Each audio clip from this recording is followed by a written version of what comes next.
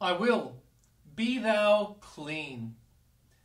Primeval darkness heard the Almighty fiat, light be, and straightway light was, and the word of the Lord Jesus is equal in majesty to that ancient word of power.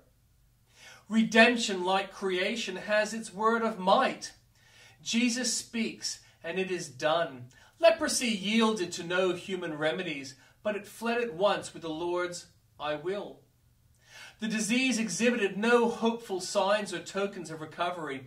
Nature contributed nothing to its own healing, but the unaided word effected the entire work on the spot and forever.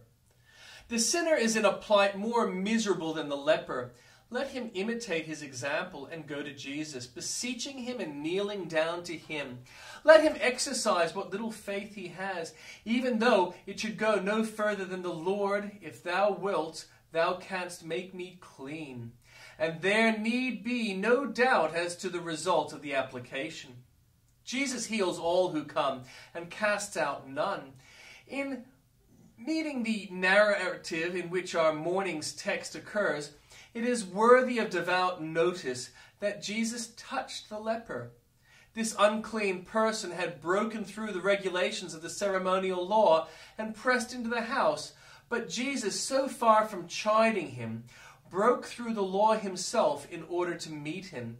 He made an interchange with the leper, for while he cleansed him, he contracted by that touch a Levitical defilement. Even so, Jesus Christ was made sin for us, although in himself he knew no sin, that we might be made the righteous of God in him. Ah, that poor sinners would go to Jesus, believing in the power of his blessed substitutionary work, and they would soon learn the power of his gracious touch. That hand which multiplied the loaves, which saved sinking Peter, which upholds afflicted saints, which crowns believers, that same hand will touch every seeking sinner, and in a moment make him clean.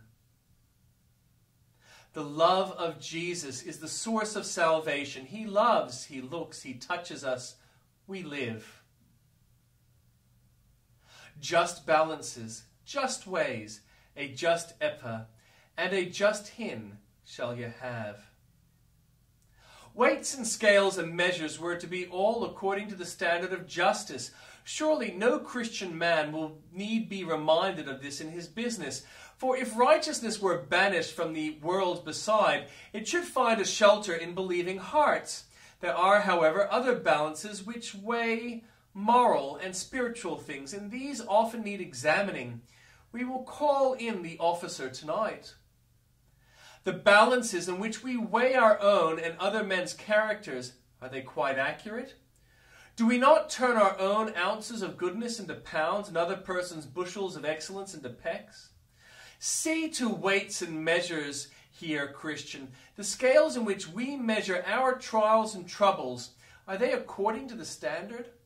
Paul, who had more to suffer than we have, called his afflictions light, and yet we often consider ours to be heavy. Surely something must be amiss with the weights. We must see to this matter, lest we get reported to the court above for unjust dealing. Those weights with which we measure our doctrinal belief, are they quite fair? The doctrines of grace should have the same weight with us as the precepts of the word, no more, no less. But it is to be feared that with many one such scale or the other is unfairly weighted. It is a grand matter to give just measure and truth. Christians, be careful here. Those measures in which we estimate our obligations and responsibilities look rather small. When a rich man gives no more to the cause of God than the poor contribute, is that a just ephah and a just hin? When ministers are half starved, is that honest dealing? When the poor are despised while ungodly rich men are held in admiration, is that a just balance? Reader, we might lengthen the list, but we prefer to leave it as your evening's work to find out and destroy all unrighteous balances, weights, and measures.